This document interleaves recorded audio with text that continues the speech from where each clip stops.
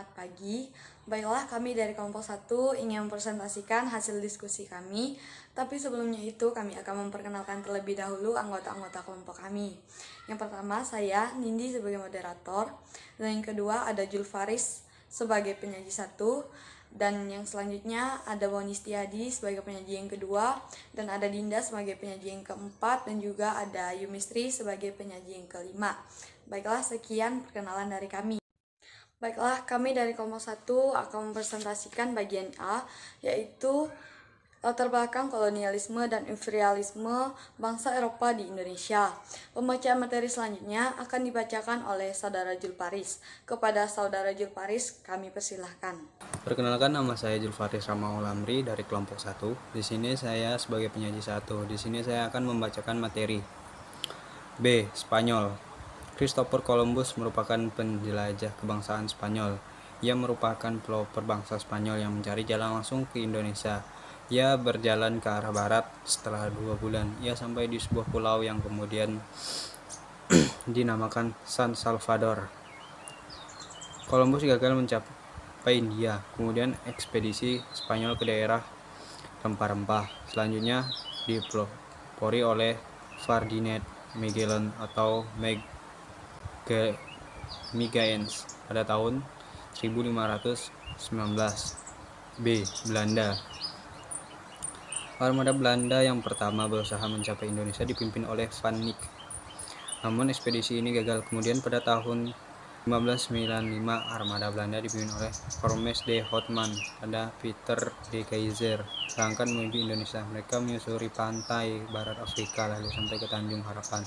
Selanjutnya mengarungi Samudra Hindia dan masuk ke Indonesia melalui Selat Sunda lalu tiba di Banten. Lanjut ke poin yang selanjutnya. C. Inggris. Keberhasilan Portugis sampai ke Maluku mampu mendorong perdagangan rempah-rempah semakin meluas. Bahkan Lisabon dalam waktu singkat berkembang menjadi pusat perdagangan rempah-rempah di Eropa Barat. Berkaitan dengan hal tersebut, Inggris dapat mengambil keuntungan besar dalam perdagangan rempah-rempah. Inggris memperoleh rempah-rempah secara bebas dan relatif murah di Lisabon. Rempah-rempah itu kemudian diperdagangkan di daerah-daerah Eropa Barat bahkan sampai di Eropa Utara. Namun karena Inggris terlibat konflik dengan Portugis dan Spanyol, apalagi setelah Portugis berada di bawah kuasa Spanyol, Inggris tidak lagi bebas mendapatkan rempah-rempah di Lisabon. Lanjut ke poin selanjutnya, yaitu 1. Lahirnya Varennick Austin Six Company (VOC). Pada perkembangannya, pada tahun 1598, pemerintah dan parlemen Belanda, Staten General khususnya Johan van Oldenbarneveldt mengusulkan untuk membentuk kongsi dagang yang lebih besar. Usulan ini disebut baik dengan Trellis pada tanggal 20 Maret 1602 dengan menghabiskan modal pertama sekitar 6,5 miliar gulden. Kongsi dagang tersebut kemudian diberi nama Varennick Austin Six Company atau VOC. VOC adalah kongsi dagang asal Belanda yang monopoli aktivitas perdagangan di Asia dan menyatukan perdagangan rempah-rempah dari wilayah timur. VOC memiliki beragam hak istimewa dan kewenangan yang sangat luas. Berikut adalah beberapa kewenangan dan hak VOC dalam menjalankan tugas. A. Memerintah di negara jajahan. B. Mengangkat pegawai sendiri. C. Mencetak dan mengeluarkan mata uang sendiri. D. Mengadakan perjanjian dengan raja setempat. E. Melakukan peperangan. F. Membentuk angkatan perang sendiri. G. Melakukan monopoli perdagangan di wilayah antara Tanjung Harapan sampai dengan Selat Magallanes termasuk Kepulauan Nusantara.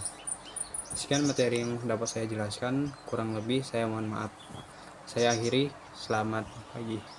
Terima kasih kepada Saudara Julfaris yang sudah membacakan materinya. Baiklah, materi selanjutnya akan dilanjutkan oleh Saudara Bonistiadi. Kepada Saudara Bonistiadi kami persilahkan.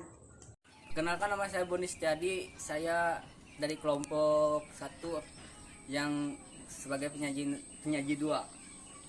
saya akan membaca penyaji 2. Pada tahun 1614, Fitbot diganti oleh Gubernur Jenderal Grant. Matrinus yang berlokasi di tepi sungai pada tahun 1619.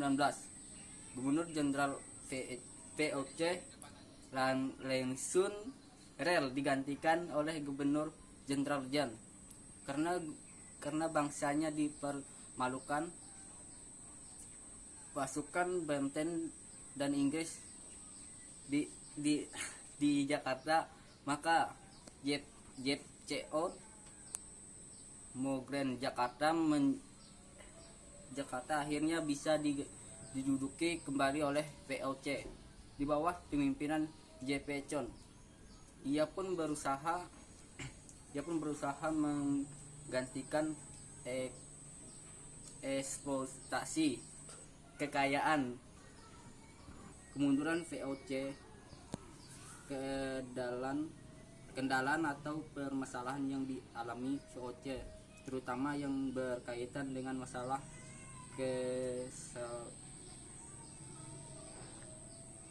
kesultanan, pada akhirnya membawa kongsi. Dengan ini menunjukkan kebangkrutan.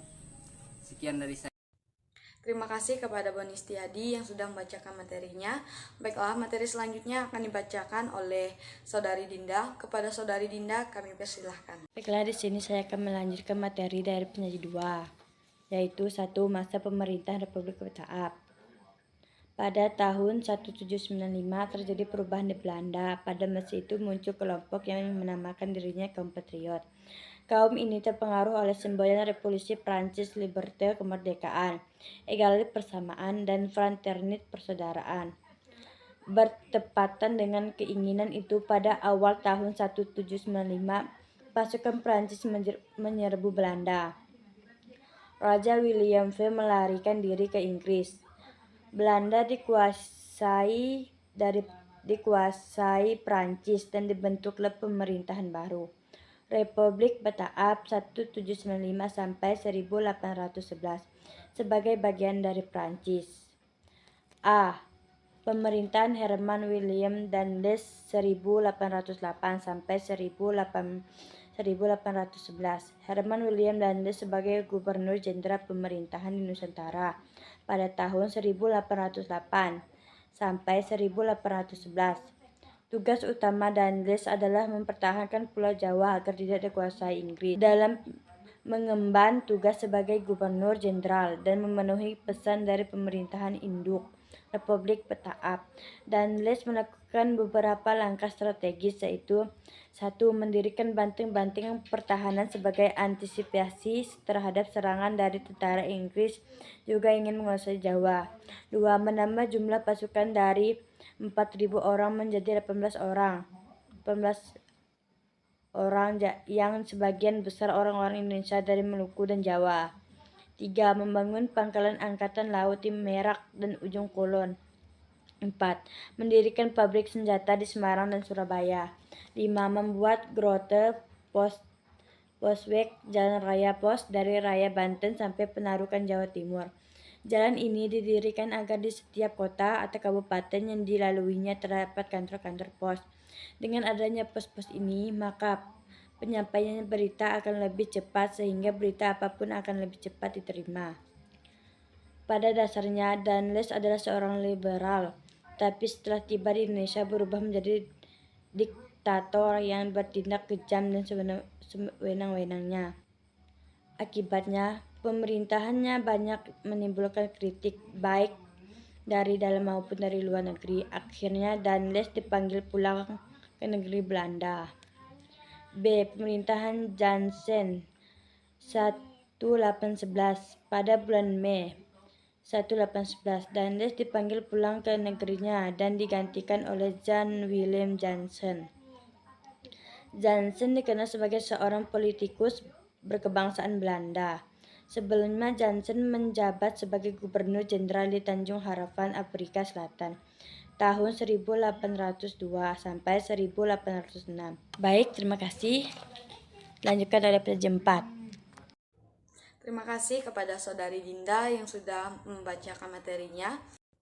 Baiklah, sekian presentasi kami pada hari ini, dan jika memang ada kesalahan maupun keliruan mohon dimaafkan. Dan kami mengucapkan terima kasih kepada Bu Resti selaku guru pembimbing presentasi kami pada hari ini. Dan mudah-mudahan materi yang kami sampaikan pada hari ini dapat bermanfaat untuk kita semua. Selamat pagi dan salam sejahtera untuk kita semua.